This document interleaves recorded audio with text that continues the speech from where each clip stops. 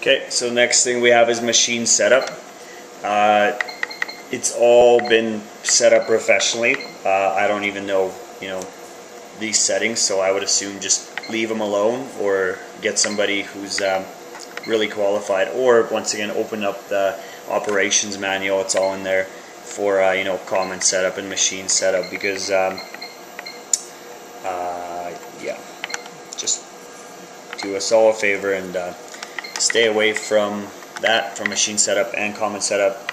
Display setup, adjust, test. Like I said, everything's been set up, so as far as operating the actual machine, you're gonna need to know maintenance, and you're gonna need to know cut mode, which we're gonna do right now. So I'm gonna go to cut mode.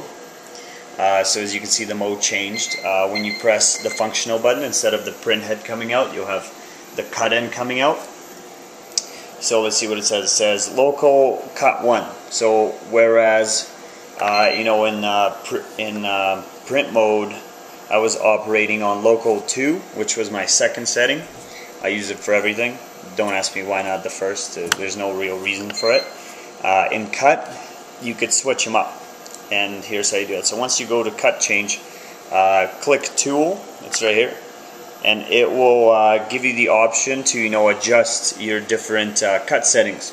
So my cut 1 I use for my heat transfer material, so I have speed at 10. I don't want it to go too fast because I want nice clean lines, so it's really easy to transfer the fabric onto the clothes with the mask. My pressure is at 60. If you hear that the knife is perforating the material instead of cutting thinly, smoothly through it, you could turn your pressure up. And offset is basically the amount of pressure knife has when it goes around corners. Anywhere between 0.15 to 0.30 is good, but it's one of those things that you play around with until you have something dialed in. If the corners of your cuts start popping up, I would suggest dialing down the offset. So if you click tool again, it'll take you to cut 2. Cut 2 is what I use. See, I'm just clicking tool. Cut 2 is what I use to cut through vinyl. So as you can see, the speed's a lot faster. It's at 30. Pressure's at 65. Offset's once again at 15. I can keep going. Cut 3 I have never had a need for. Pen I've never had a need for. And half is basically it's going to cut in intervals. If you want to choose any one of these settings, just press enter. So here I'll press enter right now on the cut.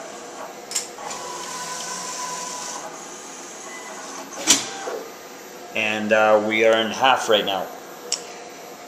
This is important. If you're ever printing something, which we'll get to in a second, and it doesn't detect your marks, the little check marks that tell the printer where to go in terms of a cut, you're going to want to switch to a half setting and press end. What it will do is it'll start a search position. So you can see the little laser comes out, and you could just find your cut marks with your laser so that you don't waste the material if it doesn't detect the cut. And let's assume, for example, there was a check mark right here, which there isn't because it's just a blank piece of vinyl, and I press enter.